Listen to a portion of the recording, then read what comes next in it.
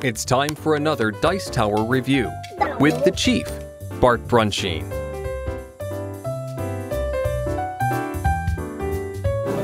Hi, this is the Chief from the Dice Tower, and today I'm going to be reviewing Take It Easy, a game by Peter Burley.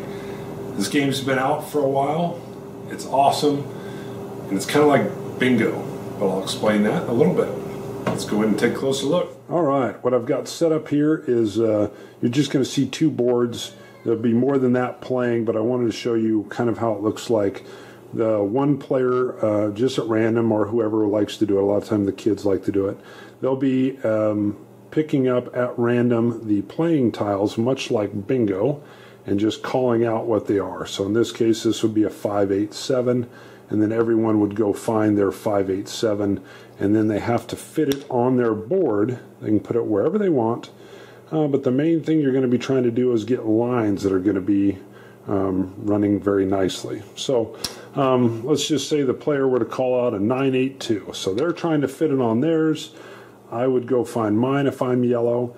And what you're trying to do with these is you can see the 9s have a yellow bar on it. The 8s is an orange bar.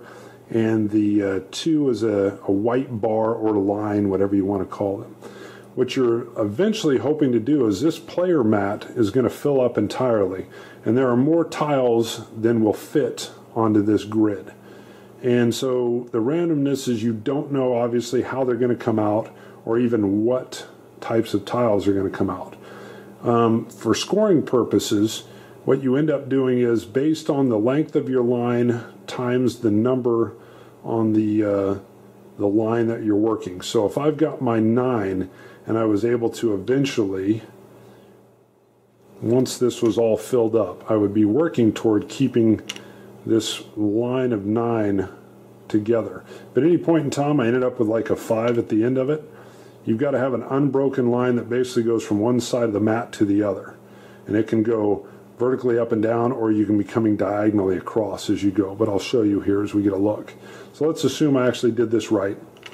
Now, obviously the board would fill up quite differently as we're playing, but this line is unbroken. My 9s will stretch all the way across. 9 times 5 is 45, so I know I would have 45 points already. All right, I've gone ahead and filled in the board kind of just randomly, although I tried to set it up so it would look as if, something that could happen during play.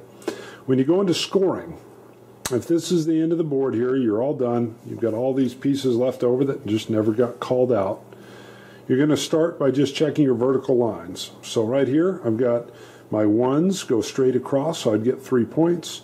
My 5s go all the way down with 4s, so I'd end up with 20. 9s are coming nice and down for 45. And here I messed up my line of 5s, so I got 5, 5, 5, and then I ended up having to break it with a 1, so that would score 0. And then here I've got a nice line of 1s again for another 3. Now you're going to come across kind of in a vertical mode. So I had to start with an 8 and then some little pink 3s. Didn't get it. Didn't get this. It's broken up between my 8s and my 3s. I did get my longest line of 5 with my 8s. So my yellow line comes all the way, or my orange line comes all the way across for an additional 40. Tried to get my blue line, but I ended up getting messed up down here. And here I did get a blue line just for 12. And then you would also just, you're going to come across, I've checked this way, now I would check this way. I didn't get that one. Almost got my 6s, almost got my 7s, got messed up. Didn't even come close, I'm split between my 6s and my 2s. But I did pull off my 7s times 3 here. So we ended up coming in with a nice 21. So you could see you'd total up all those scores. That would be your total score for the round. And then everybody else totals theirs that's playing at the board or at the table, and the person with the highest number wins. And very nice game, and it really kind of forces you to make tough decisions as you're laying your tiles down and just trying to make the best of what usually ends up being a bad situation. All right, take it easy. Here's the beauty of this. Younger players can play this. I think you can easily handle 7-year-olds. It's a great family game. And as you saw, the whole mechanic where one person's got their tiles upside down and they're flipping them and then calling them out, very similar to bingo. I find that makes this game very accessible for kids. And everybody's working on their own little, play mat. So although there's competition there, you're really kind of competing with yourself. So that's one of the things I like.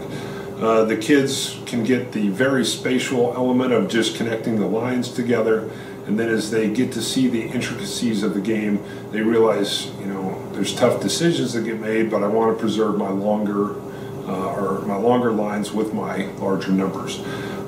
So the game works very well to reinforce math skills, simple multiplication tables, and I think the whole calling element even though everybody's playing their own individual board, it really knits everybody together. So yes, it's a light game. It reinforces the math side of it, and I find it's very good with families and younger kids. Those are the reasons why I think you need to go out and take it easy, even though it's a little bit of an older game. That's it, guys. See ya. Chief, Dice Tower, I'm out. Thanks for watching our review today. For more information about board games, as well as the #1 board game audio podcast, check out Dicetower.com for reviews, interviews, and more. I'm Eric Summerer, and you've been watching The Dice Tower.